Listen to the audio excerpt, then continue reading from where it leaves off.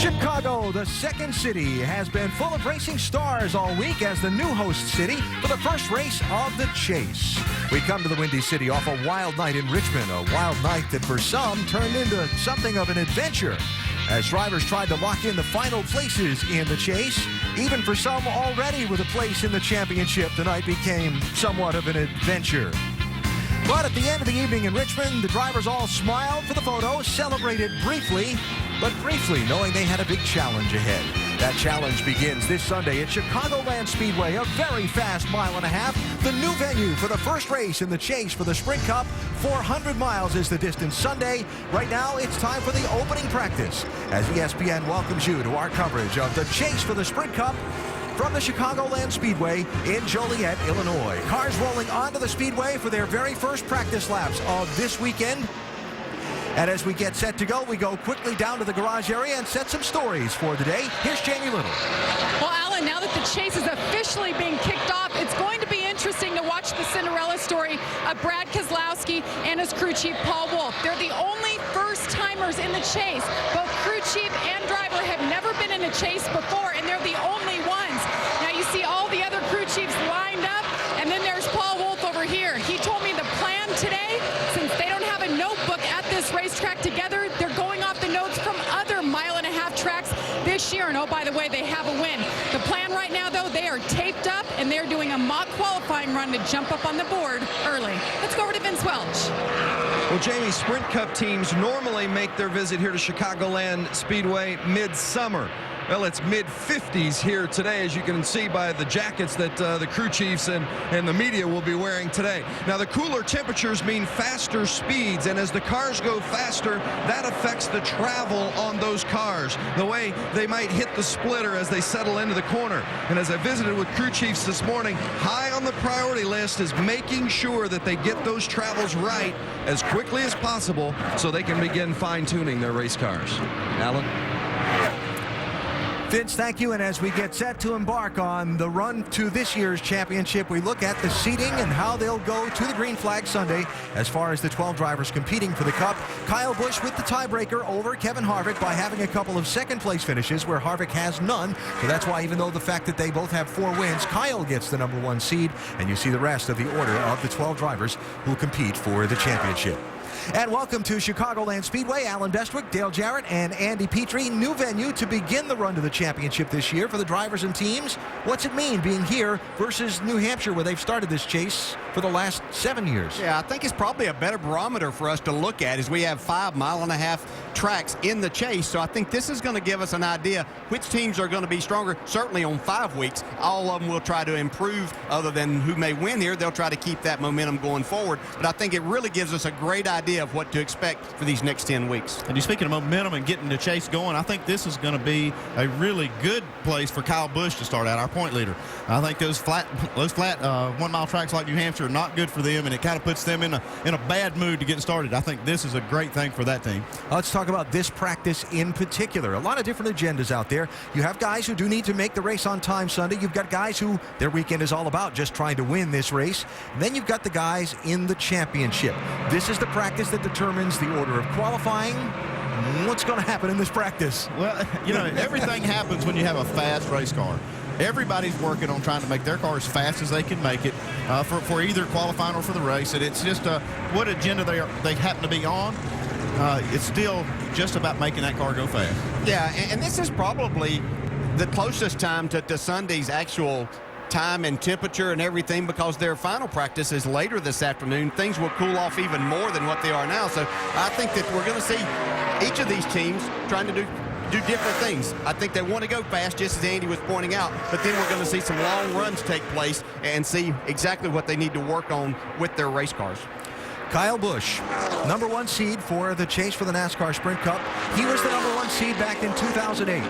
The opening race didn't go so well. How important do you think it is for this team, and not to overanalyze it, but really psychologically, just to get off on the right foot this weekend? Yeah, I was at an event with the drivers yesterday, and I asked Kyle pretty much that very thing. And he said that he felt like that this suited him, just as you were pointing out, Andy, much better to start off here, because that time at New Hampshire in 2008, everything went wrong that possibly could, and that just seemed to multiply for the next few weeks, and they got so far behind they couldn't catch up. So it is very important for someone like Kyle Busch, who, even though he's been in this situation before, to get started off on the right note, to give himself and his team the best chance.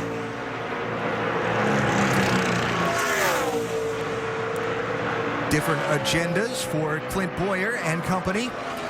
Nothing at stake this weekend but one thing: try and win the race. Yeah, this team's got to be disappointed not making the chase. Gave it everything they had there at Richmond, just not enough. And now getting a win in these next 10 races would be high on their agenda. Jamie Little on Clint Boyer. Well, I talked to his crew chief, Shane Wilson, just moments ago, and he told me, yeah, it was a big disappointment, but in a certain way, he feels like the expectations now aren't as high. People aren't really watching them to be a factor, and he feels like that'll motivate them even more to go out and try to get a win. Now, I asked him what the situation is moving forward. It looks pretty imminent that Clint Boyer will not be back at RCR, and he said, we're dealing with it. We're not sure what the future holds for this 33 team, if we'll even be back, but we're trying to keep our head in it. We're trying to stay a team and stay competitive. It's tough to do that, you know, with so many unknowns going on. Like I said, not even sure the 33 team will be there next year. It's really tough to perform at a high level, enough to win a race or get in the chase when you have that kind of hanging over you. Yeah, and people like Clint Boyer, teams just like this, and David Rudiman just moved to the top, who won the race here last year.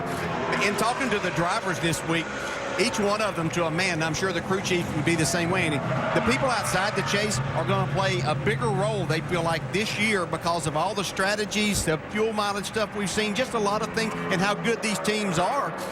They're going to be in between this, mixing up the points quite a bit for the chase contenders.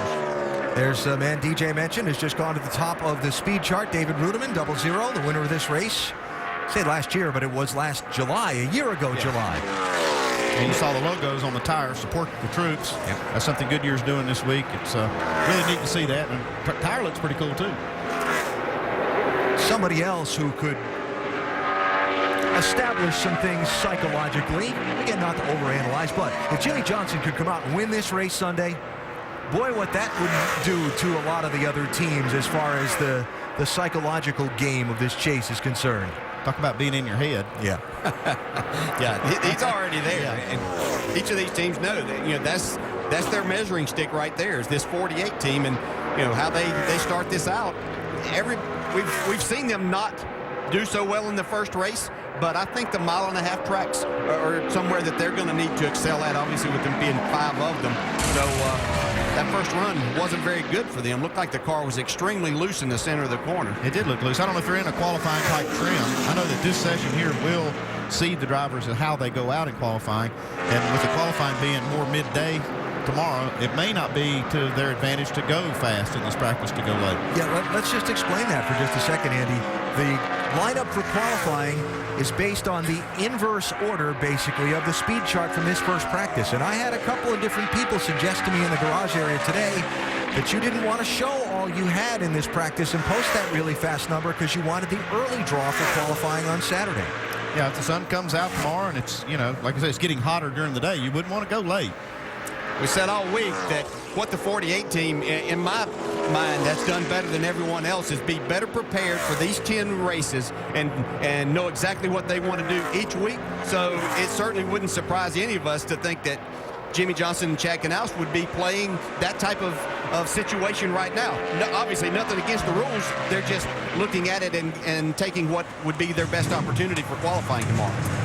Jimmy on the right, Kurt Busch on the left, having just finished a run that is the third fastest of the session so far. Of course, it was last Saturday night at Richmond that these two tangled on the racetrack. Initially racing for position, Kurt overshooting into turn 1.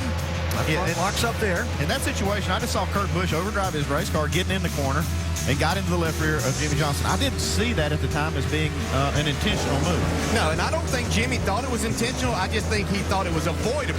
This was intentional, yes. Jimmy issuing the payback. The two talked after the race, after the media sessions, and Jimmy reporting that Kurt, at the end of the night, offered his hand for a handshake. Jimmy accepted it, saying they had put it behind them for now. At Dairy Queen, we don't stop at good enough. We don't just give you a combo for lunch. We give you a quarter-pound grill burger with cheese combo and a mini blizzard for just $5. And I'm not just growing flowers.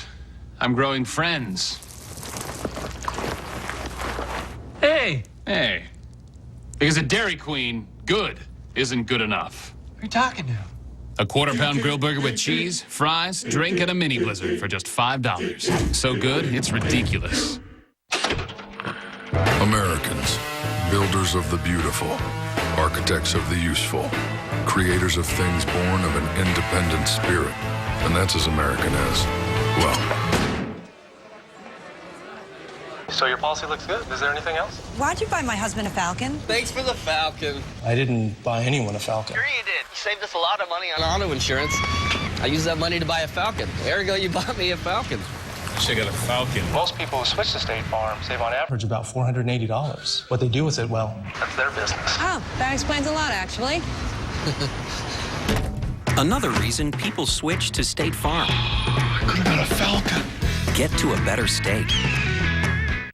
Tom's discovering that living healthy can be fun. See? He's taking his vitamins. New One-A-Day Vitacraze plus Omega-3 DHA is a complete multivitamin for adults, plus an excellent source of Omega-3 DHA in a great-tasting gummy. One-A-Day, gummies for grown-ups. It's happening right now. What we want. It's happening right now. Contagion is the #1 movie in America. Top critics are calling it. It will tip over. Get away! Contagion, rated PG-13, now playing. #1 Oklahoma faces a season-defining road test as they take on the Seminoles. Saturday Night Football. Oklahoma, Florida State. Saturday at 8 on ABC. College football lives here. Hey fans, customize my gear. My gear. My gear. My gear. Only at the NASCAR.com Superstore.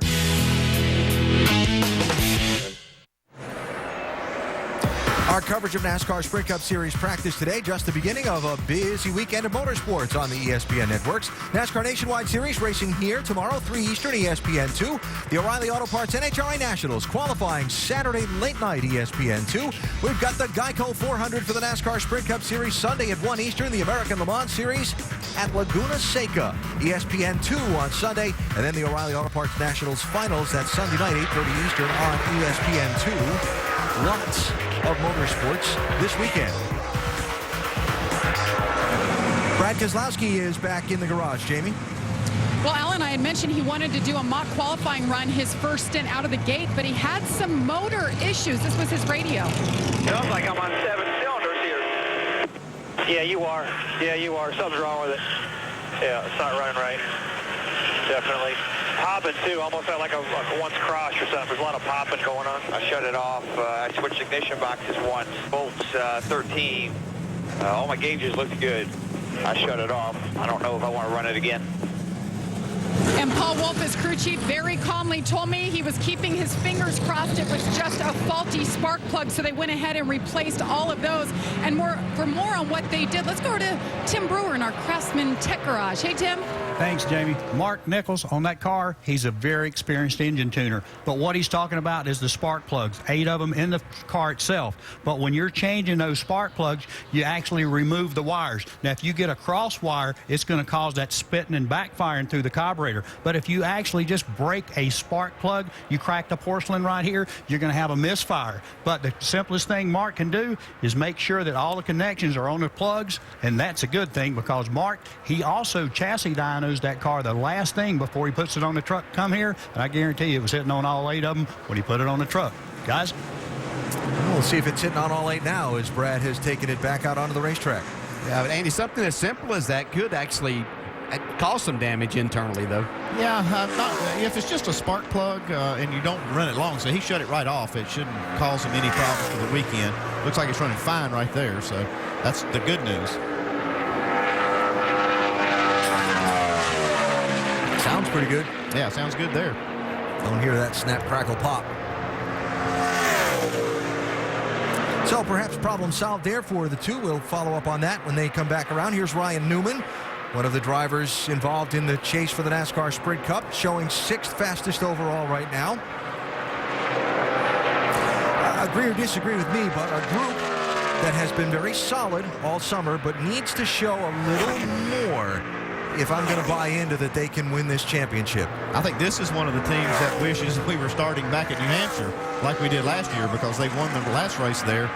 They've got a lot of speed in this car, and even when Tony Stewart, his teammate, was not running well, they were. And I think that's been a good sign for them. They have been solid, like you said, but a little bit more speed, and this whole organization would be better for both of them. Yeah, and I think Ryan agrees with that to a point. But I mentioned yesterday in talking to him, Andy, we were talking about the New Hampshire deal. He actually was quick to point out, hey, I've won at Chicago too. It wasn't this year, but so they feel like that they're in a good position. They really feel good about their chances, and not so sure that they feel like that they can run well here this weekend and have a lot to look forward to next weekend. So it could work in their favor. Just ahead of him on the racetrack, Dale Earnhardt Jr., who is out making another run in this 88 car after the last run that he made. This came across his radio. That's better, but the bump still really upsetting the car through 3 and 4. Mainly, it just feels like it's so soft on the left front that the left front just sort of collapses under the bump. You know, as it goes through the bumps, the left front just sort of collapses down to the track. Yeah, you can see the car going through the bumps right there. It's just really kind of unstable. And this car has struggled with rear grip. We heard him talking about last week for weeks. It looks like they still are. They're down on the standings right now. They're 29th on the monitor. So I'm not so sure that they've really got their arms around what's really happening with this car. No, and I said it on NASCAR Now the other day that I believe that, I know they go have these team meetings and they bring in Jimmy's setup and Jeff's setup and Mark Martin's and even have Tony's and Ryan Newman's to look at too. I think that they have to take that information from Dale Earnhardt Jr. and start listening to Junior. We've heard him say too many times here, just in the coverage that we've had, the same things happening with the race car. Find a way to fix that. You might not get exactly what you're looking for, but fix that part, because obviously he can't get the speed out of the car with it driving the way that it is. I'm going to look just a little bit on the other side of that. Okay, the beginning of the season, that car was really good.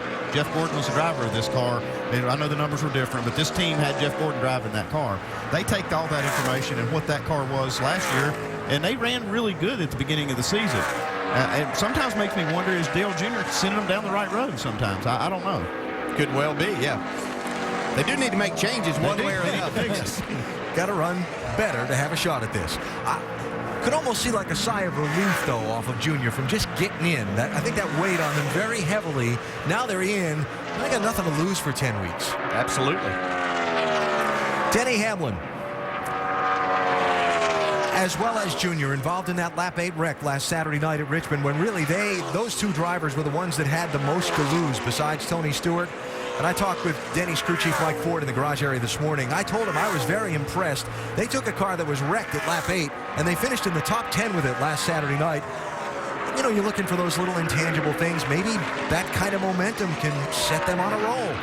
Yeah, but you look at, we're talking about wrecked. You see cars get dinged up and run pretty good. We saw Clint Boyer's car get dinged up, and he ran good too. But this car was crashed. I mean, he hit the wall hard, and they came back and really had a solid night. So I think, I even heard Denny say, if they hadn't crashed, how good would they have been? Yeah, he was really excited about that, but he is really more excited about that they're kind of under the radar here. Last year, they went into this chase literally as one of the favorites to unseat Jimmy Johnson. Yep. Not sure they like that role. They kind of like where they're at now. They feel like that they have the opportunity to kind of pull the upset here. And as close as this championship is going to be, that we all think it's going to be, a win Sunday by somebody like that could really make a statement.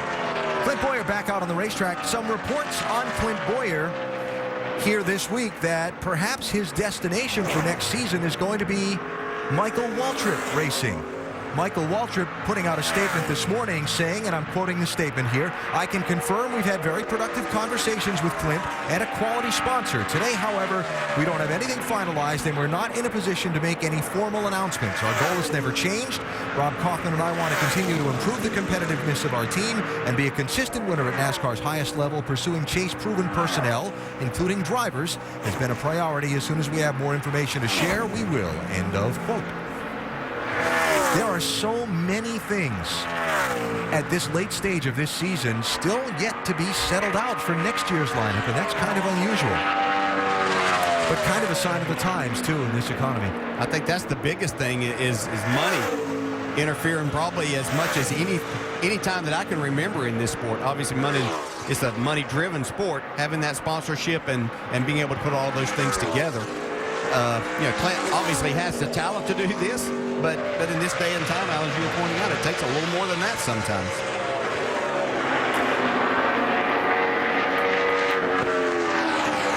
So Boyer and company right now out on the racetrack completing their 13th lap. He has the 6th fastest lap overall. It was quite the adventure for Clint last Saturday in Richmond, racing for 3rd in the early laps, spun around. This was lap number 8, into the wall, and then here they come. Some pretty good damage to that 33 car.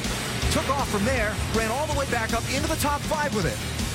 And then got caught on pit road under the green when a caution flag came out, set him behind, got involved in another incident, wound up not having a shot at making the chase. What an adventure for Clint. And now left to just try and win as many races as he can in these final 10 of this season. What part of the chicken is nugget? We're KFC. Our cooks don't make nuggets. They make popcorn chicken. Real 100% off-the-bone premium breast meat. So how does it compare to pressed formed nuggets? It doesn't. Every piece is unique. And every piece is a piece of the world's best chicken. Our cooks don't make nuggets. No, they don't, Aaron. No, they don't. Now you can try a large order of popcorn chicken for just $2.99. Today is a KFC day. Today tastes so good.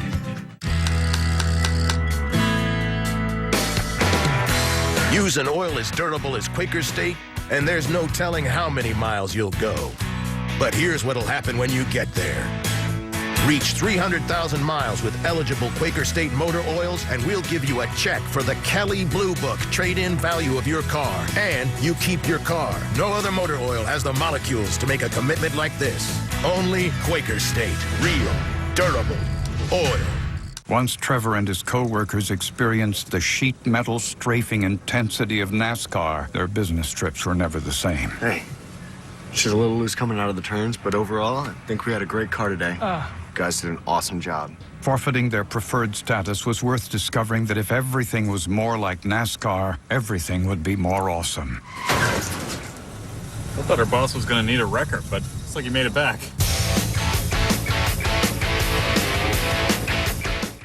People love getting all the inside stats from ESPN Next Level on their Samsung Smart TV. And on their Samsung Galaxy Tab. And on their Samsung Galaxy S2. Get ESPN Next Level on your Samsung Smart TV, Galaxy Tab, and Galaxy S2. Just remember to look up every now and then. You know, Golick and I pretend to be fiercely competitive with each other, but at the end of the day, we look out for each other. Like, he knows I've never competed in big-time sports like he did, so he wants me to know what it's like to compete and to win. That's why he's shown me his strategy for ScoreIt.com, how I can save up to 99% on everything from iPads to big-screen TVs and gift cards. What I do is I pay a small fee every time I place a bid. Now I know what it's like to be a real competitor. Hey, look at this. I can't wait to tell Golick I won that gold coin. What are you doing? Score.com. Enter ESPN at sign up and get $10 worth of free bid. Hi, I'm Montel Williams from Money Mutual, your trusted source to over 60 lenders that can get you up to $1,000 in your checking account by tomorrow. These are tough times. And if you're facing an unexpected car repair bill, a medical emergency, or you just need extra cash to hold you over until payday, then you need to know about Money Mutual. An easy way to get short-term cash fast. So forget about bounced checks, overdraft charges, and late fees. Need cash tomorrow? Call 1-800-585-CASH today. Road Test weekend continues tomorrow night on ABC as Landry Jones leads the #1 ranked Sooners into Tallahassee to take on E.J. Manuel and the #5 Seminoles. It's Oklahoma, Florida State. In a game with national championship implications, Saturday Night Football presented by Southwest Airlines, part of Road Test Weekend, tomorrow at 8 Eastern, 5 Pacific on ABC. Guess we don't have to ask where you'll be tomorrow night, 8 p.m. In front of the television? That's right. Your Seminoles, they better play some good ball to keep up with that Oklahoma bunch. Exciting to see. Great early season matchup. No matter what side of that you're on, exciting to see. And it's going to be a fun game to watch. Speaking of road tests, got one going on here at Chicagoland Speedway this weekend for 43 drivers who'll run 400 miles on Sunday, 12 of which will be making the first of 10 steps toward trying to win the championship. Tony Stewart, two-time winner here, two-time champion. And I'll just kind of keep on that theme of guys who could really kind of make a statement, gain some momentum Sunday if these guys could have a good race. He's got 2 wins here at Chicago, and both times they were his first win of the season. He could use that again. Yeah, he sure could. I asked Tony, I said, which was more nerve-wracking in trying to get into the chase? Your driver's side or your owner's side? He said, oh, by far. He said, the side of my stomach that was the owner, he said, was not good. He said, it was terrible. He said, it was just, very nerve-wracking because you want your sponsors to be, chase obviously is a big deal, having the opportunity to do that. He says, the driver, just go out and do the best you can.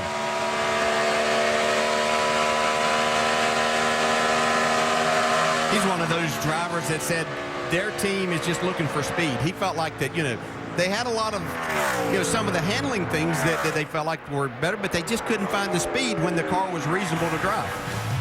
Well, he has had speed at this racetrack before, driving that orange 20 for Joe Gibbs Racing. Tony, a couple of times a winner here at Chicagoland Speedway, as mentioned. And as Smoke gets ready to make his 7th appearance in the chase, he's probably one of those guys that's pretty glad this track has been moved into the 10 that'll make up the championship. That's a great average finish, a couple wins. Best average among all the drivers in the chase at this track. Yeah, he was telling me he was hoping, looking at the weather, that the temperature might exceed what they were actually predicting. He said a hot, slick track would be a little more to his advantage. Yeah, Atlanta comes to mind. That track's really slick, a mile and a half, and he finished 2nd there. Strong run at the end. Talking about... third, sorry about that. You're allowed.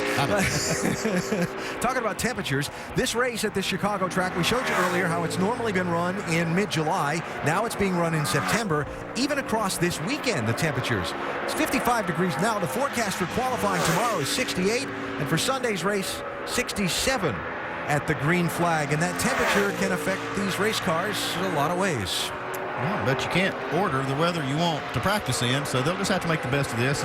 And tomorrow's not that hot. I mean, it is going to be 13 degrees hotter, but it's still going to be relatively cool, what I would say. Yeah, I think one of the biggest things is, do we keep this cloud cover that we have, or is the sun going to get down and pull a little bit, even though the temperatures aren't going to be that high, pull some of those oils and things out of this asphalt and make the track a little bit slicker. A little different look on Kevin Harvick's Budweiser machine this weekend. Nice looking car, paint scheme there. Yes, sir. What are they saying about this 29 down in the garage, Vince? But I can tell you up close, it is good looking too, this paint scheme on the 29 this weekend. I was talking to Gil Martin, and it's interesting. He was commenting to me just exactly what DJ was saying about the sun on the track. He said the ambient temperature is not as much of a factor, but when the sun starts shining on the track, that's when the setup starts to be affected. They feel like the car is just a little bit tight from the center off, and when he was in traffic, he didn't feel like the splitter was hitting, but they weren't really happy with the front end, so they're still working on it. Of course, coming off that win last week at Richmond, the 29 of Kevin Harvick. Kevin obviously knows this racetrack and what he's looking for really well. He kind of made his own little playground the first 2 years. Wasn't letting anybody else get to victory lane. Won the first 2 races here, but he was excited about the prospects of getting another win, starting this chase off in the right direction. Harvick right now is running his 8th lap of this session, so not all that many laps on the track for that 29. Here is the Biff. And again, currently 33rd, but let's remember, that there's some theories down in the garage area that you're not going to show all you've got in this practice so you can have the early draw for qualifying tomorrow, which some folks think if that sun comes out will be somewhat of an advantage. So should we be concerned the Biff is 33rd or not? We don't know. Yeah, that's the hard thing right now is we really don't know what agendas these people are on. You know, are they really struggling or is everything okay, Vince? Had that very conversation with Dave Rogers, the crew chief on Kyle Busch's car, and he said, boy, you know, with the weather, we're keeping an eye on the, these guys are all weathermen, they're keeping an eye on what the track's doing. But Dave said, I'd really like to have a later draw in qualifying, but boy, then if it rains, then it just, so going back and forth. But I can tell you this, they're going to be in race trim throughout. Kyle, pretty pleased the first run through, got out of the car, they're going to make some changes. They said maybe they'll do a qual run late in this practice session, but in the early stages, all race trim for the 18. Well, that's a good sign. They're 11th in the speed, so that's got to make them feel pretty good about being at race trim and being at least that high. And again, just to tie up Vince's comment about if it rains, if it were to rain out qualifying, then the lineup for the race would be set based upon the speed sheet in this practice, in which case you don't want to be hanging back a little bit. You want to be up the front. But the forecast for tomorrow is just for a 10% chance of showers. So, well, yeah, I was supposed to play golf up here Wednesday afternoon. It wasn't supposed to rain either, but we didn't get to play. I found out a lot about Chicago weather up here in a few days. Saying it can change? It seemed to be that, yes. Carl Edwards. Jamie out there running his 13th lap at this point. 6th fastest overall. Well, Alan, ever since practice started, Carl Edwards is saying he, quote, has a fuel issue, and this was his radio just before he brought it in the garage. Is the wind blowing real hard or something down the front straightaway? No, it is not overly. Okay, yeah, we're still having some sort of problem with the fuel there. Do you actually see the pressure gauge fluctuating? Negative. I do not. Now, he's brought it into the garage 3 separate times, and the team telling me they're just adjusting on the carburetor to see if they can fix the issue, hoping it's not something bigger. Yeah, Jamie, we heard this very thing, and I'm thinking it was Indianapolis. I'm pretty sure that was our first race that we covered with ESPN. And I can go all the way back to my career in driving for Doug Yates and Robert Yates. We had some of those issues that they tried to get that balance of fuel mileage and using all the fuel too, Andy. And it will make a car feel the same thing. But Carl asked those very same things. Is the wind blowing excessive? Yeah, to get mileage, you've got to squeeze that fuel down. And when you do that, it sometimes can make the motor run rough at different phases of the RPM range. And that might be one thing that's going on. I have heard that these Fords have made some gains in their fuel mileage and have gotten better. And so if that's the case, these could be some of the side effects. And as many strategies as we've seen decide some of the races this year and change positions, that is sure on people's minds, especially the guys get set to chase this championship as we begin Sunday's race here in Chicago. David Ruderman has the fastest lap so far. The chase begins now, and with just 10 races to crown a champion, Chase drivers will do anything to win. As the champ eyes a 6th straight title, a hungry field looks to take him down. With rekindled rivalries adding fuel to the fire, the fight for the cup is on. Welcome to NASCAR's postseason, where nothing beats first place. The chase begins with the GEICO 400 at Chicago, Sunday at 1 Eastern on ESPN. You know those lucky dogs who have that perfect amount of gray hair that everyone loves? Now you can be one of them. Touch of Gray combs away a little gray without getting rid of it all. Touch of Gray. Get the best of both. I don't see anything yet. Let's try to the left. Now, nothing here. Now, over there, we've got to keep going to the left. What's your deal with going left? Gear up for great deals at Bass Pro Shops and check out BassPro.com for our huge Fall Hunting Classic sale featuring our lowest prices of the year.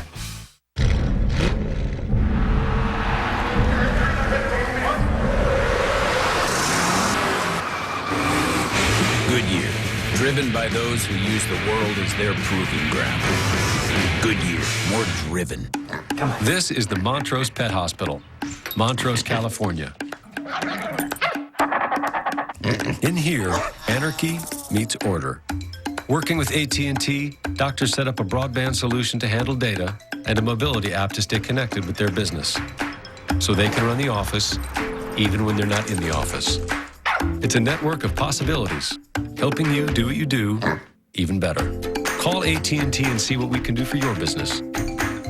So you actually reward people for staying with you? Yep, the longer you stay with us, the more you save. And when you switch from another company to us, we even reward you for the time you spent there. Genius. Yeah, genius. You guys must have your own loyalty program, right? Well, we have something. Sure, Tom. Huh? You should see November. Oh, yeah. Giving you more. Now that's progressive. Call or click today. The opening practice for the opening race in the chase for the NASCAR Sprint Cup. Ongoing live here at Chicagoland Speedway, Joliet, Illinois. Matt Kenseth, one of the 12 who will chase the championship over the final 10 races of the season, is on the racetrack now, making some laps in his Ford.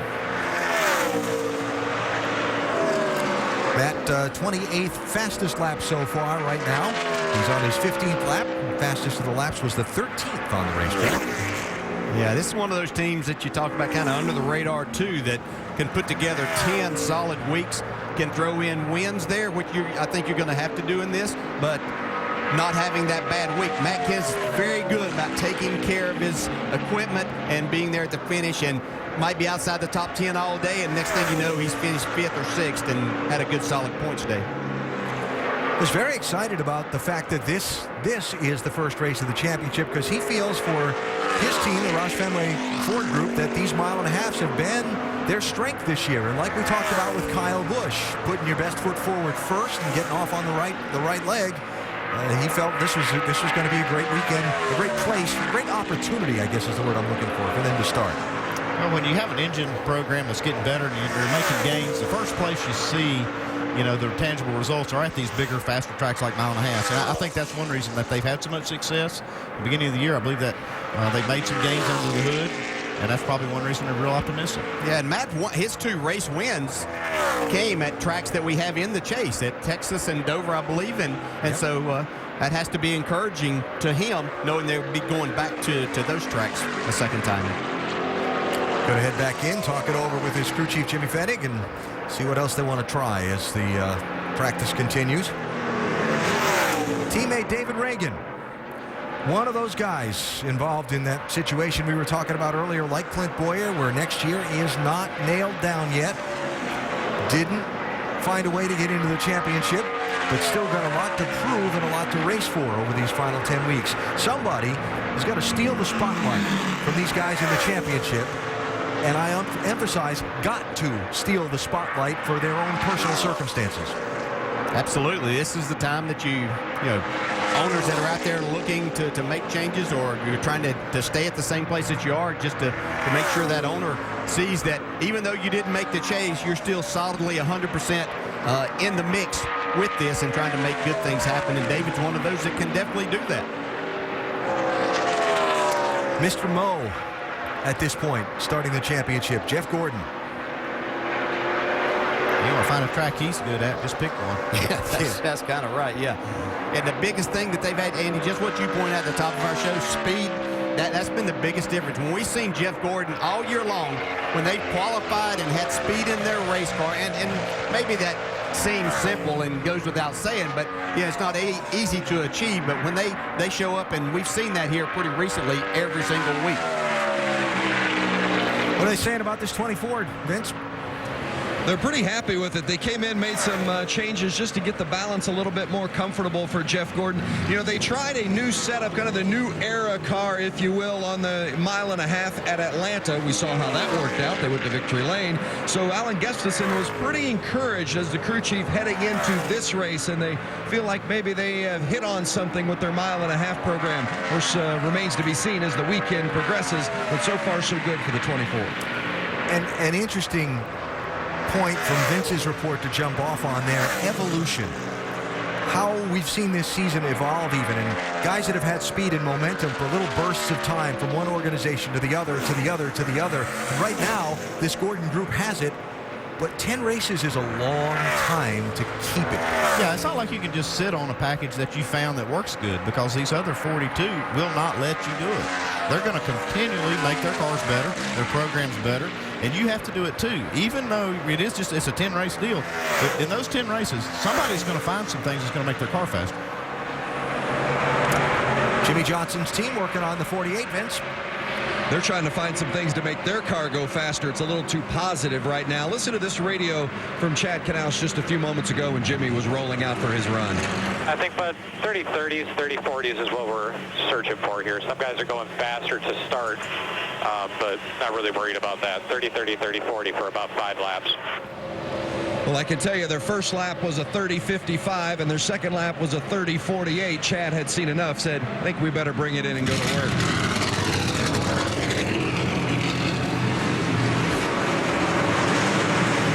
Worked on that car, and see those. It looked like they let the car down on those two guys underneath, but I guess that was by design. They didn't seem to be scrambling, but they had picked up their speed, certainly, and got it down to their fast lap being a 30-21. The last lap on the track was in that 30-40 range. And part of what Chad Knaus is talking about with a target lap time, what kind of tires they're on too. They're not on sticker tires or on older tires, what they're looking for. Well, it kind of tells you what configuration they have the car in. Okay, they're not in qualifying trim, so that we're not looking for the fastest lap on the track, which right now is David Rudman. Just ran a 29.48. Wow, that's a pretty fast lap. But they're looking to be fast in the group that they feel like they're running in, the guys that are running in race trim. A lot of chatter about this driver, this team, from last Saturday's race in Richmond moving forward. A lot of discussion about it here at Chicagoland this morning even. We will dive into that story when our live coverage of NASCAR Sprint Cup Series practice resumes from the Chicagoland Speedway in Joliet, Illinois. Saturday Night Football on ABC. Oklahoma, Florida State, 8 Eastern. In 1 year, U.S. restaurants can produce up to 1.4 million pounds of grease, enough to fill 3,300 kiddie pools, over 33,000 water coolers, or 111,000 bird baths. Of course, a lot of it ends up right here. Skip the grease. Go for the breakthrough taste of the new Subway Oven Crisp Chicken. Always baked, never fried. Merely 7 grams of fat and the newest part of a Subway Fresh Fit meal. Subway. Eat fresh. We were skipping stones and letting go over the river and down the road. Nature Valley granola bars, where toasted oats with rich dark chocolate or sweet honey come together in the most perfect combinations. I was just thinking, I hope this will never end. Artists are inspired by color. So are our engineers. Wagner Thermo Quiet Brake Pads. Brakes without compromise. Everyone has a dream. But sometimes your future can be a bit hard to see. That's why the principal created the Dreamcatcher, a new online tool to help imagine the life you want someday in pictures. You can organize, prioritize, and plan. Then, with more than 130 years' experience, we can manage your investments to help make your dream reality. Visit dreamagain.com or ask your advisor. It's time to dream again with the Principal. To prove we have the world's most advanced all-wheel control, we took the Mitsubishi Outlander and Outlander Sport to the world's most dangerous road.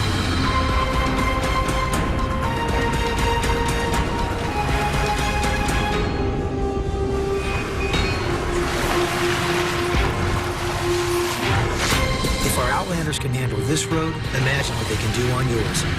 Take the 360-degree test drive at MitsubishiCars.com. Clint Boyer will pit next time around. Clint, you can't pit now. Who is this? It's Tommy. Thought I told you never to call me in here again. I thought you were kidding. Anyway, look, stay out. I really need a couple more laps led from you today. Shane's telling me to come in. Shane? Why would you listen to him? He's actually my crew chief. Fine. Pit. Wait, are you pitting now? Sign up now for the new NASCAR Fantasy Live on NASCAR.com. The first game ever with live in-race scoring.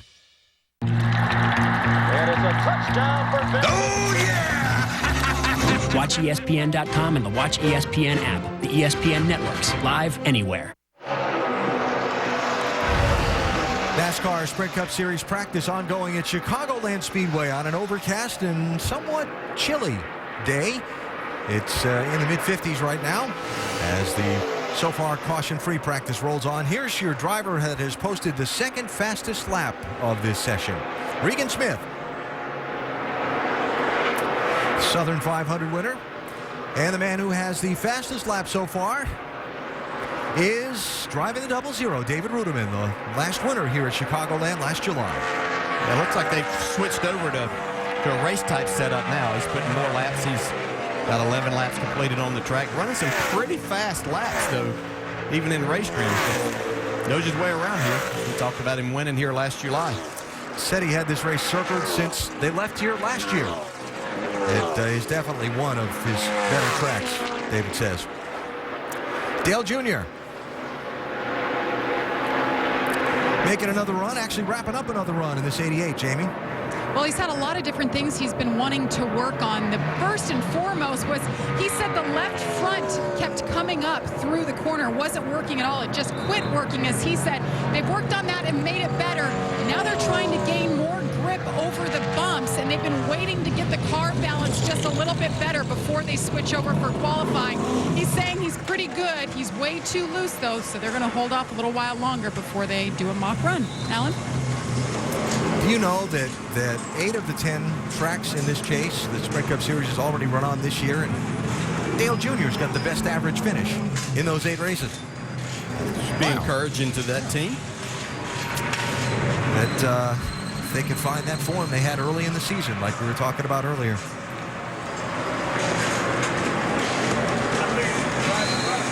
All right, the number of cars on the racetrack, not all that many. We'll take a quick break here, come back, and talk more about this practice and the Paul Menard story as well. Small space, meet big power. The Craftsman Compact Right-Angle Impact Driver. Over 3,000 impacts per minute for powerful torque on the toughest projects in the tightest spaces. Craftsman, trust in your hands. When a job calls for more muscle than a drill, Craftsman impact drivers answer the call, delivering over 3,000 impacts per minute, giving you greater torque for greater force to power through the toughest jobs. Craftsman, trust in your hands. Engines are tuned. So are Mobil 1 motor oils. Tuned for blistering performance. Tuned for everyday extremes. And with Mobil 1 Extended Performance, tuned to keep your engine running like new for up to 15,000 miles between oil changes. Mobil 1 Extended Performance, from the motor oil brand designed to keep your engine running like new. Wake up with Sunday NFL Countdown, now at 10 a.m. Watch as the guys examine the gripping halftime speech that propelled the Pack to a Super Bowl championship. That speech he said, for one more game, let's be one mind, one heart, one more beat. Michael Vick makes his return to Atlanta. How will fans react? And a coach weighs in on his former QB's mistakes from Week 1. Sunday starts here. Sunday NFL Countdown presented by IBM, now at 10 a.m. on ESPN. EA Sports. It's in the game. EA Sports Madden NFL 12 is here. Now you can get it free. That's right. Through this special offer from EA Sports and Sports Illustrated, you can get EA Sports Madden NFL 12, the full game. Yours free with your paid order of Sports Illustrated. Call or go online now to siorder.com. You'll get EA Sports Madden NFL 12 free with your paid order. As a bonus, you'll also receive the DVD GTTV Presents Madden NFL 12 Kickoff. Get the inside scoop from players and fans behind the #1 sports video game. This package, yours free, is available only with your paid subscription to Sports Illustrated. These items at retail would cost over $200. But through this amazing offer, just $49.95 gets you all this. 28 issues of Sports Illustrated, EA Sports Madden NFL 12, and a bonus DVD. Don't miss out. Go online to siorder.com or call now. A lot of motorsports to catch you up on across the weekend on the ESPN networks. NASCAR Nationwide Series here at Chicagoland Speedway Saturday afternoon. O'Reilly Auto Parts NHRA Nationals qualifying as well as the finals. The GEICO 400, the opening race of the Chase. That's Sunday at 1 Eastern on ESPN, plus the American Le Mans Series on the Laguna Seca Road Course out at Monterey. The finals of the NHRA O'Reilly Auto Parts Nationals. We've got all kinds of motorsports for you this weekend here on the ESPN networks. Plus NASCAR Now, plus all let's see, got the pre-race and post-race NASCAR Now shows. Our NASCAR Nonstop debuting on Sunday. We got a lot of great motorsports things happening for you all this weekend. Watching Harvick here, really trying to, what I was calling the second groove, thinking about, but he might be up towards the third groove, trying to work in some rubber in that part of the racetrack. Looks like that's where he thinks this race may go on Sunday. If the sun's out, pretty good bet. Got pretty good lap times up there, too. What are they saying about Harvick there, Vince? Well, they just made some front shock changes as you get a look at Richard Childress there on the right side of the screen along with crew chief Gil Martin. And here's the radio feedback from Kevin Harvick. Still missing. The worst part is up off the corner under wide open throttle, but it's definitely still missing. Kevin, most of these guys run faster their second time out, a couple of tenths. First time out, those laps are pretty decent. Some earlier communication with Kevin Harvick. They're feeling better about things. In fact, Gil Martin told me earlier today that their mile-and-a-half package is continuing to evolve, and they really liked what they had at Atlanta. Remember, they won on a mile-and-a-half track earlier this season at Charlotte, so optimistic about the chances for the 29 this weekend here at Chicagoland. And again, what winning a race would do for this team to start their championship. What winning a race did for them last Saturday night at Richmond to launch them into the championship. Now, it has launched a week's discussion about the circumstances involving Paul Menard, Harvick's teammate at Richard Childress Racing. As Harvick was leading late in last Saturday night's Richmond race, Jeff Gordon was chasing him down. Paul Menard damaged in an earlier accident. Speculation about whether the spin by Menard that brought out the late caution flag that set up the circumstances that changed the outcome of the race was intentional or not. We're going to go back and show you a condensed version of the audio across Menard's team radio in the final laps at Richmond while Gordon was chasing down, racing with, and passing Harvick. The pictures and the sounds aren't happening at the same time, but this will give you an idea of the circumstances at the end of the race last Saturday night. 30 to go, 29 lead, 24 on his bumper right now. Check your bowl gauge, Paul. Check your bowl gauge. 13 and a half, wide. Clear by 2, 24 and a 29 are racing each other hard right now. Clear by 2, 24 and a 29 are racing each other hard right now. Stevie, talk to me. 29 is lead by 3/10 right now. We're good right now. Where are the leaders? Off of 4 now. They're side by side. 17 off of 2. Slugger, can you go to channel 2? I think you got a right rear going down. 10-4. I'll look at it. Just maybe until we find out. We need to finish. Back off till you're sure. All right, keep rolling here. You can because of full fire. Hey, 10-4. I think the right rear is down. All right, be careful. Don't need to tear the fender off of it anymore. Take it easy there. This pit first time by, Paul. We'll get 4 tires there. Now, the caution for that spin erased the lead Jeff Gordon had. The field came to pit road. Kevin Harvick's team got him off pit road first, and he was able to get away and hold off Carl Edwards for the win. Team owner Richard Childress issuing a statement here this morning saying, quote, "There were no team orders despite all the speculation in the media. I know Paul Menard well enough that he wouldn't have spun out on purpose even if he had been asked. We are at Chicagoland Speedway to win the race and get a great start toward the championship," end of quote. The statement goes on to say there will be no further statements from Richard Childress Racing about this issue. NASCAR President Mike Helton was asked to address the matter this morning here at Chicagoland Speedway. the Chase? We watch it every week. Obviously, as we get into the Chase, the last 10 races, we're going to, actually it's reversed. We remind ourselves at the beginning of the year to officiate every race like it's the last race of the season. So it's more typical for us. But I think the better way of approaching it is to say that when there is suspicions or allegations, then we pay closer attention to those specific allegations. Mike went on to say that during the course of the race, they saw no evidence of anything out of the ordinary, but they are going to look into it. And he said a lot of it's going to be interpretation. And certainly it's on us, being NASCAR, to understand exactly what all we can find as far as facts are concerned. Helton also went on to say, we joke about there not being a gentleman's agreement anymore in the sport, but I do feel there's a code of ethics among drivers that's alive and well. I'm not necessarily overwhelmed by the chatter so far. I think the code of ethics among drivers on the track is really, really strong. Further comments from NASCAR President Mike Helton this morning. A couple of different issues to lay out here. First is, even if it was an intentional spin, that didn't give Harvick the race, but it did give him the opportunity to change the circumstances of a race he wasn't going to win. You agree with that? Well, he was not going to win the race if the caution didn't come out. He was already beat. Gordon had already passed him. Gordon was driving away. Just wasn't that many laps to go, so the only chance they had was a caution. Is it coincidental that it was Paul Menard that brought it out, or was it intentional? It's going to be really hard to tell that without somebody owning up to it and saying it was. And we saw Dale Jr. do that a few years ago, brought out a caution at Bristol by spinning his car. He said he did it, and they fined him for it. So I don't think you just can't say it's intentional without knowing.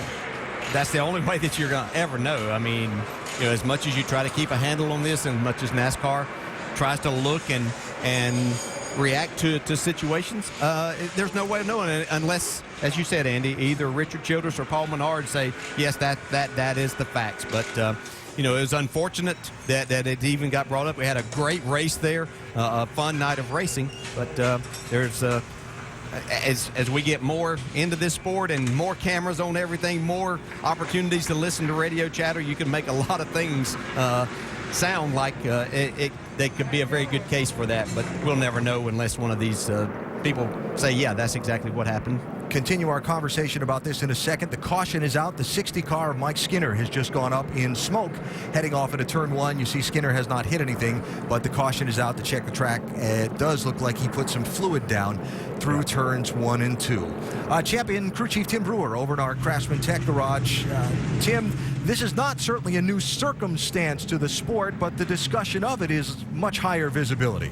You're exactly right, Alan, because like DJ says, there's a lot more cameras on the cars and even inside the cars today. But back in the day, was there code words that meant for a driver to do something inside the car? Yeah, there probably was at some point in time. The conversation that I hear right now with a spotter, Mike Dillon, on the 33 car, when he told Slugger to go to Channel 2, until you harvest that information and find out exactly what was said, like DJ said, you're never going to know if it was intentional or not intentional. But, it's like anything else. When you're at Daytona and Talladega, you expect the drafting partners on your team to help you. And in that situation, like Andy said, you would like to have a caution flag because you're not going to win the race. Now, did Paul lose the car? I didn't see the right rear tire that was flat. But there again, those circumstances, they're not going to be known because nobody's going to step up and say, hey, look, I spun the car out. But I can assure you, in past history, there were several people that drew caution flags to benefit other drivers. And where this all comes back to on a broader scope is this. You're getting to the crossroads of big business and sport.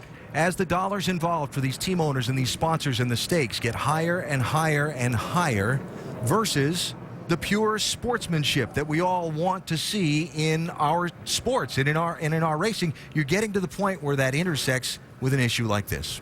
Yeah, and certainly NASCAR has their hands full without things like this taking place. And I can't imagine, was never put in that position as a driver. I had a hard enough time controlling my car and not spinning it out, whenever things weren't good. I couldn't imagine trying to spin the thing out and not hitting something. But you certainly hope that's not the case, that teams will start trying to manipulate more of these races and things happening.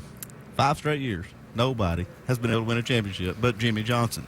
Everybody's out there trying to find every advantage they can, and who's to say what they're going to try to do? I don't know. I know what I would do or wouldn't do, but it's hard to win these things. It's hard to get those 3 points. I don't know. It's a good question to ask, though. And it will be a good question to see going forward as the competition intensifies and the stakes get higher and higher. Final word on the discussion here goes to Kevin Harvick, the man who benefited from the caution in a way last Saturday night at Richmond, who, when asked about it this week, said this.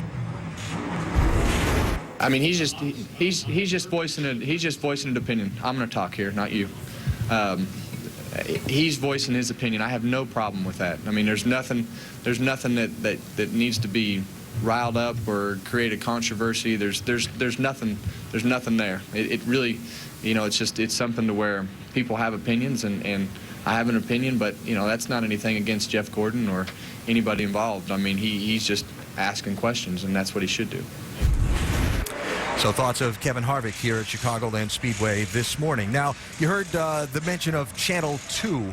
Teams are all required by the NASCAR rulebook to have an analog channel that they communicate between driver, crew chief, and spotter during the race, but they all have these digital radios where they've got another channel that's kind of a private channel that they can go to, and a lot of them would call that Channel 2. NASCAR's Mike Helton again saying that teams are looking into it, that they are looking into it, and if a follow-up is necessary, they'll do it. See the breakdown there, number of cars in the chase from each of the big teams in the sport. I'm sure it's a discussion we haven't heard the last of. Wow, with the help of the Home Depot, this job's a piece of cake. Yeah, but I am starting to get a little bit of an appetite. I think Coach is taking care of that. Hey, you guys want a 6 or 12 inch? 12.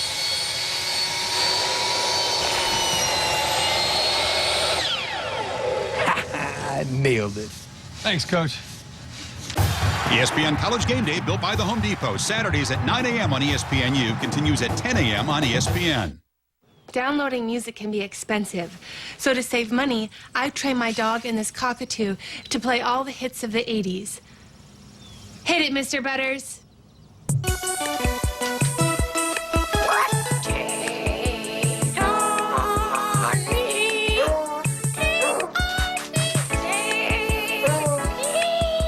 There's an easier way to save. Get online. Go to GEICO.com. Get a quote. 15 minutes could save you 15% or more on car insurance. Tom's discovering that living healthy can be fun. See? He's taking his vitamins. New one-a-day Vitacraves plus Omega-3 DHA is a complete multivitamin for adults, plus an excellent source of Omega-3 DHA in a great-tasting gummy. One-a-day. Gummies for grown-ups. Americans, builders of the beautiful, architects of the useful, creators of things born of an independent spirit. And that's as American as, well...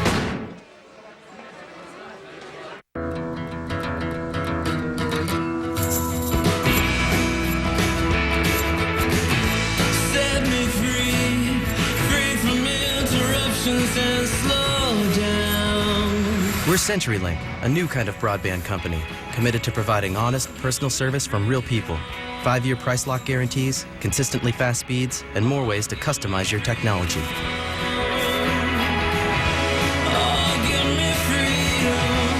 Right now, we have one coming up, so that's a good review. Pizza Tracker lets you track your order at every stage on Domino's.com, and it lets you leave a review instantly. Tracker gives accountability. It lets you know if Jess is making your pizza, I'm Jess, and I'm making your pizza. So get our $5.99 deal and give us your review. What if more people saw the reviews? If more people in the store, or... Whoa! Are you kidding me? That is insane. Our reviews are up in Times Square, so order now and tell us how we did. I think that raises the bar just a little bit higher. Welcome to an exclusive tour of the 2011 NASCAR Nationwide Series. We have big changes to discuss and new faces to meet. But first, we're going to take a look at some of the new cars hustling their way into the series. Just traded some serious paint with that Mustang. These are some of the new faces that I mentioned earlier. Of course, their faces aren't always this angry looking. The 2011 NASCAR Nationwide Series. Something new around every turn. Test Weekend continues tomorrow night on ABC. Landry Jones leads the #1 ranked Sooners into Tallahassee to take on E.J. Manuel and the 5th ranked Seminoles. It's #1 Oklahoma, #5 Florida State in a game with national championship implications. Saturday Night Football, presented by Southwest Airlines. Part of Road Test Weekend tomorrow at 8 Eastern, 5 Pacific on ABC. And then on Sunday, it is the first race in the chase for the NASCAR Sprint Cup here at Chicagoland Speedway, Joliet, Illinois, where with a little less than half an hour left in practice, you see the cars are still sitting on pit road. And that sound you hear in the background is the big jet dryers getting the oil dry off the racetrack after Mike Skinner's car had a problem and left a trail of liquid off into turn #1. Time for the drivers to share some thoughts. Maybe compare with their crew chief and their team owner and their engineers before they make the latest adjustment and buckle back in to see what they've got as they continue to get ready for Saturday's qualifying and Sunday's race. Take a break while the track is under the red.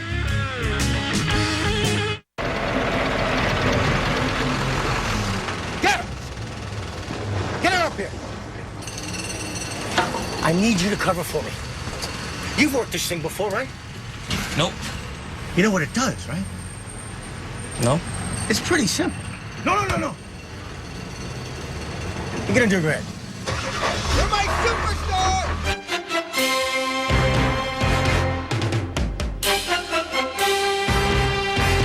State Farm, this is Jessica. Hey, Jessica. Jerry Newman with a policy question. Jerry, how are you doing? Fine. I've just got a little fender bender. Oh, Jerry, I'm so sorry. I would love to help, but remember you dropped us last month. Yeah, you know, it's funny. It only took 15 minutes to sign up with that new auto insurance company, but it's taken a lot longer to hear back. Is your car up a pole again?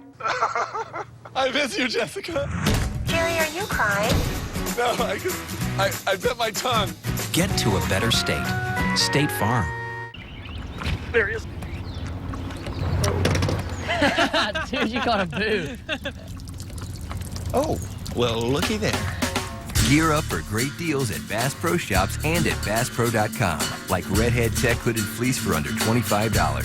Save $40 on Redhead Men's Bighorn Boots. And the Wild Game Innovations IR4 Scouting Camera for under $70. Plus, go online for our huge Fall Hunting Classic sale going on now.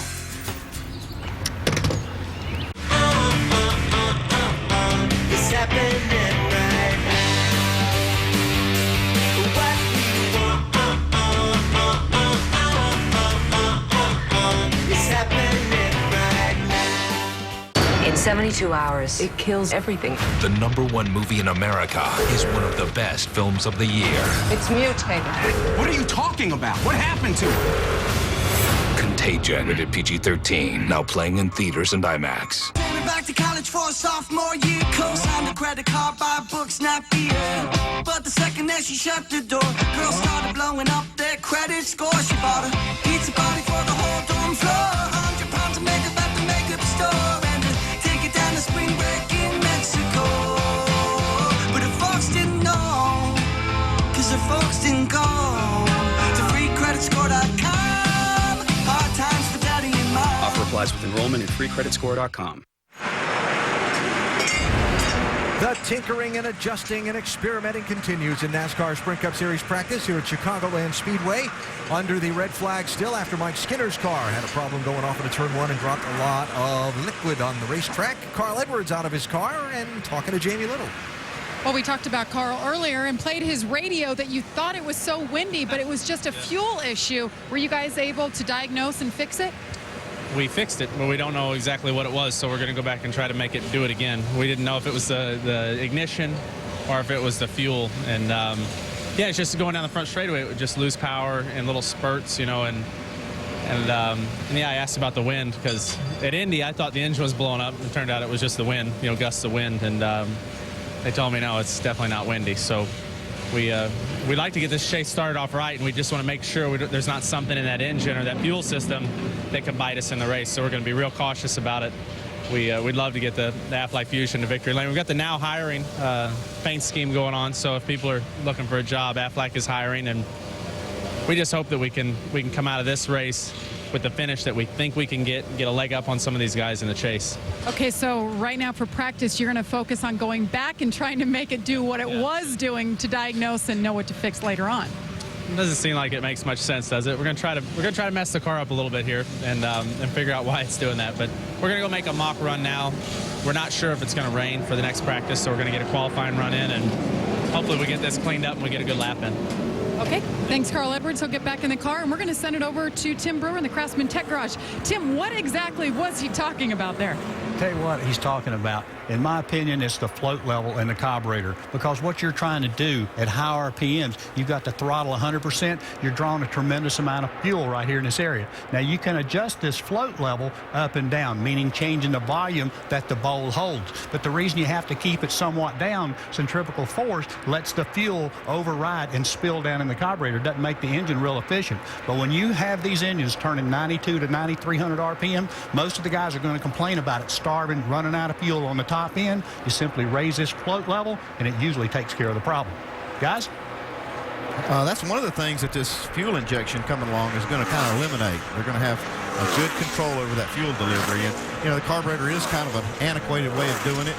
These teams have really figured out the best way to do it with the carburetor, but it still has its limitations. Fuel injection for the start of next season for the NASCAR Sprint Cup Series after a 13-minute red flag. Excuse me. We are back underway. Watching Jeff Gordon. Count the dots. How many runs? Yeah. Right there quite a few times. Car looks pretty good, though. And again, you know, so many different agendas in this practice. You look at those numbers, and so what does it mean? Are they slow? Are they struggling? Are they not showing everything they've got because they want an early draw tomorrow? Have they just not made an attempt at a qualifying run yet in this practice? They're just working on some older tires? Well, that'd be my guess. I just would say that they've been working on race training, and they'll let this practice expire, learn what they can, and then the next practice, they can run as fast as they want to and won't have to worry about going out late. Because this is the practice that they'll be seated for. What are they saying down there, Vince? Yeah, just had a conversation similar to your discussion with crew chief Alan Gustafson. He said they were happy with the car so far. Jeff Gordon, as you said, has been out several times. They've just been working and fine-tuning. Told you earlier that they were happy with their new era of mile-and-a-half package that they unveiled at Atlanta. And Alan Gustafson was saying that he really enjoys, his passion of the sport is the technical advancement and the evolvement of the race car during the course of the season. And over the course of these next 10 weeks, he says the team that keeps up with that best is likely going to be the team that's crowned champion at Homestead. Yeah, and I can tell you, Jeff Gordon's excited about having Alan Gustafson in his camp this year, too. It's kind of a renewed Jeff Gordon that I've been seeing and talking with. Count him out against your peril, or at your peril. I look at this field, and I was standing in the garage area this morning, looking across that front row of the garage where all the top guys in the championship standings are sitting, looking across guys like Kurt Busch and Kyle Busch and Jimmy Johnson and Jeff Gordon and all the guys in this championship. And I got kind of excited because I'm thinking this is going to be an awfully competitive and fun 10 weeks. It has the potential to be one of the best ever. See there the graphic how successful Kurt Busch has been on the mile-and-a-half tracks this year. And he was excited about this being the first race of the chase also, and his team in general as to what they can expect throughout this chase. Both the Penske Dodges in the championship, Kurt and his teammate Brad Keselowski. Tony Stewart in the championship. Talked about momentum and speed and the way the season has played out. Remember how fast this 14 was at the beginning of the season? They could have won two of the first three races, actually three of the first three races of the year, if you think about it. But particularly Phoenix and Las Vegas, races 2 and 3. In position to win, the strategy at the end of the race didn't play out in their favor. And how different his summer might have been if that had gone a different way. Never know the ifs and what fors and that kind of thing, but if they can find a little bit of that speed. Yeah, and then execute a little bit better. You know, that's like you said, they missed some opportunities with strategy to win. They had the fastest cars early. I can't run 12 laps like this. Back end bobbing around there. Yeah, let's see Tony really fighting the wheel. Yeah, they were probably going to run 12 consecutive laps here, and he just said, hey, I can't do it. So I don't know what they're dealing with. Maybe Jamie can help us down there. Way too big a change for that. It's got it unbalanced getting in, and that's just too free back to the gas.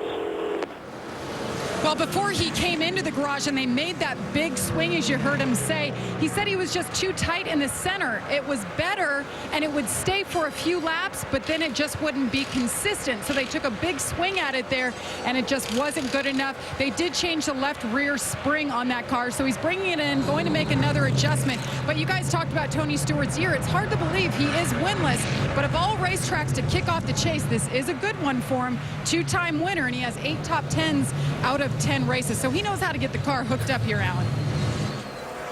If they can find the speed and get on a roll early in this championship, get a win maybe here Sunday. Never know. Could be another one for Smoke. Big trophy at the end of that Homestead Miami race in November.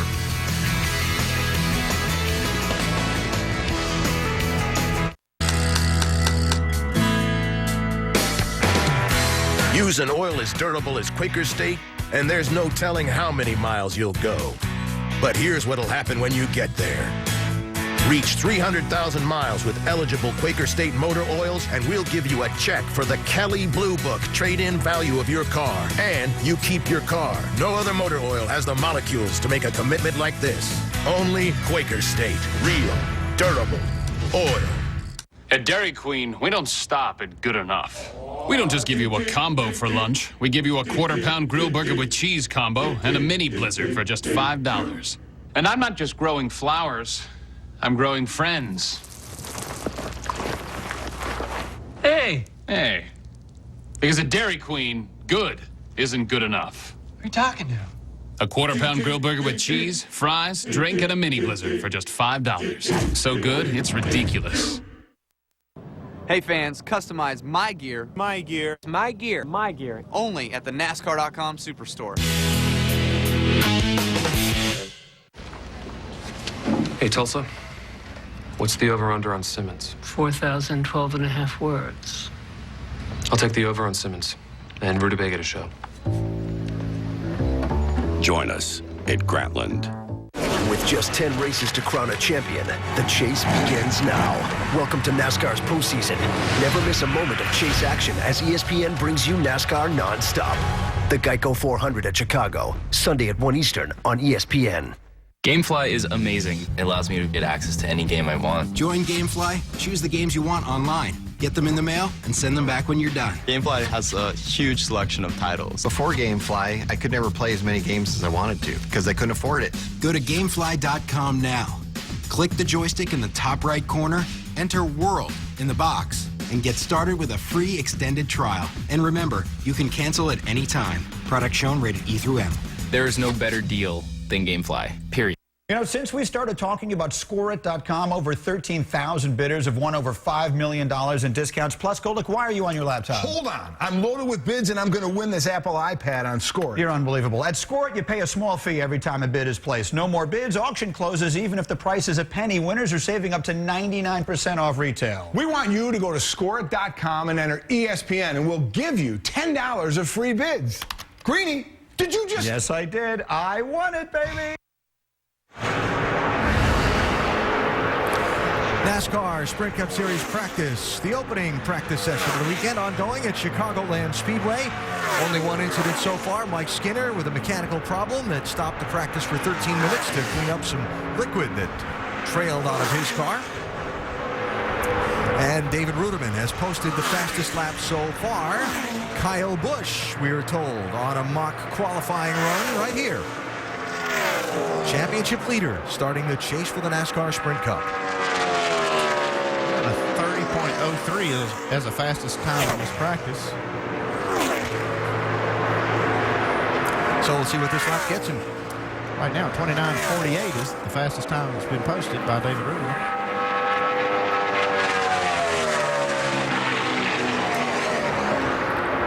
Kyle, the only driver to win from starting in that first spot here, but he didn't do it by qualifying on the pole. Time trials were rained out.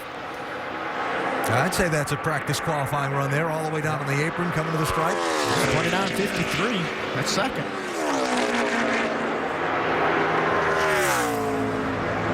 Got him up there within, what, 0.05 of a second. He ran a 53. Ruderman ran a 48 right off the truck. Good luck. Within 0.05 of David Ruderman's time. Saw Carl Edwards' team working on that car. Carl told us they were getting it set in qualifying trim, and he's going to do the whole simulation. Stop there at the end of pit road where the car will run off from when he gets that tap on the hood from the NASCAR official tomorrow. He's looking for a hole there so he can get a clean lap. The spotter's going to get him in the biggest hole on the track. Cars are kind of spread out all the way around. Yeah, what you're trying to do is get in one of those holes where you're not affecting your car, maybe getting some draft and some help there, but also don't want to pull out in front of anyone else. It might take him a minute to find that, too, so he might sit there for a couple minutes. Jason Edleski, his spotter, up on the roof of the control tower, will be the one surveying the landscape. Here, let's roll behind this 20. If you're ready, if not, just wait, just wait, just wait. It's hard to hit those holes just exactly right. You've got to time it. The spotter has everything to do with that. Yeah. As a driver, you need a little more heads up. You're looking in your mirror, but it's hard to see Go that. ahead and start rolling. He is off of 4 now, the 2 car.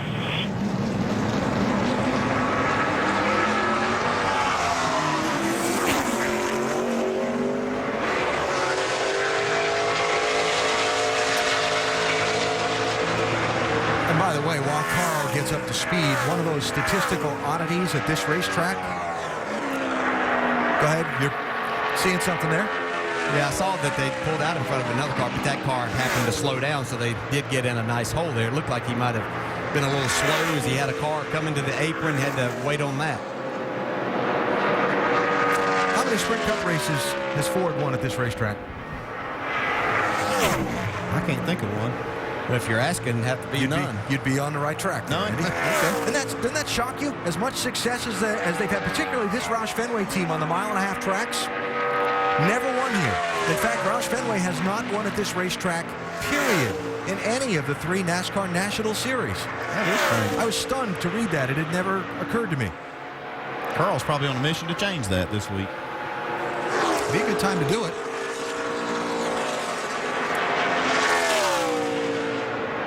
That was a 29.96 there, Andy. Fast lap is a 29.48. He actually didn't pick up from his fastest time. He had run a 92 earlier.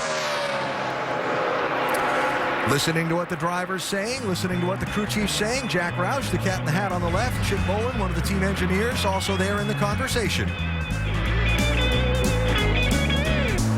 So at our company, we pay about the same, even though I'm a great driver and he's not so much.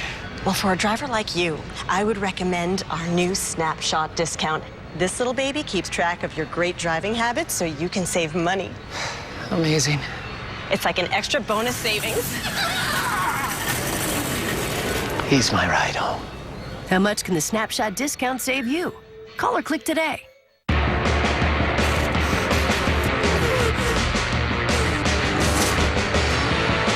At Goodyear, everything we've learned making these tires inspires what we roll into yours. Goodyear, more driven. You know those lucky dogs who have that perfect amount of gray hair that everyone loves? Now you can be one of them. Touch of Gray combs away a little gray without getting rid of it all. Touch of Gray. Get the best of both. What part of the chicken is nugget? We're KFC. Our cooks don't make nuggets. They make popcorn chicken. Real, 100% off-the-bone premium breast meat. So how does it compare to pressed, formed nuggets? It doesn't. Every piece is unique. And every piece is a piece of the world's best chicken. Our cooks don't make nuggets. No, they don't, Aaron. No, they don't. Now you can try a large order of popcorn chicken for just $2.99. Today is a KFC day. Today tastes so good. You ready for this? I just signed the whole family up for unlimited mobile-to-mobile minutes. You're kidding. No. Where's that money coming from, Steve? Did it even cross your mind to ask your wife before signing us up for something so expensive? My mother was right. I should have married John Clark. They were free. I got them when I signed us up for unlimited messaging. Get more value from AT&T. Buy an unlimited messaging plan and call any U.S. mobile phone free. AT&T. Monday, Sam Bradford and the Rams invade the Meadowlands to take on Eli Manning and the G-Men. ESPN Monday Night Football, Rams-Giants at 8:30. This copyrighted telecast may not be reproduced, retransmitted, or used in any form without the authorized written consent of NASCAR Broadcasting. NASCAR would like to thank all of our loyal fans for your continued support, and we hope you enjoyed today's broadcast.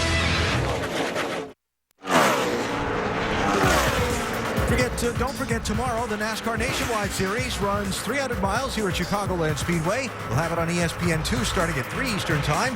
This weekend, the NHRA is running the O'Reilly Auto Parts Nationals, qualifying Saturday late night on ESPN2. The GEICO 400 for the NASCAR Sprint Cup Series kicks off the chase here Sunday, 1 Eastern on ESPN. And also this weekend, you can see the American Le Mans Series from Monterey, Sunday at 1 Eastern on ESPN2.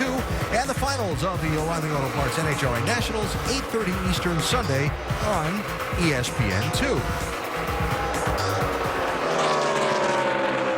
Brad Keselowski back out for another run in the Blue Deuce, Jamie. And they just called him in. He did a 10-lap run. They were very happy, saying very happy, good run. They're still telling him on the radio. Very consistent. He said he's just a little bit free up off. And I talked to Paul Wolfe before this session began, and he told me they were so unhappy, Penske in general, last year with their setup here with Kurt. They both, the 22 and the 2, brought different setups this time around. So they have higher expectations. But so far, today has been good after the issues early on, Alan. And again, as you reported on at the start of practice, another one of those rare tracks where this combination, Paul Wolfe and Brad Keselowski, has not run a race together, and the notebook lacking that they've developed over the second half of this season when we've really seen their results come to life. 5-time.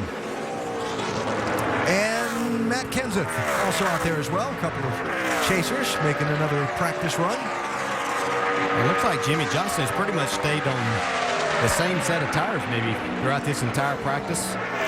Just getting the most out of it. He's up over 50 laps now. 52. This will be 53 here. Kenseth only has 33 laps on the board so far.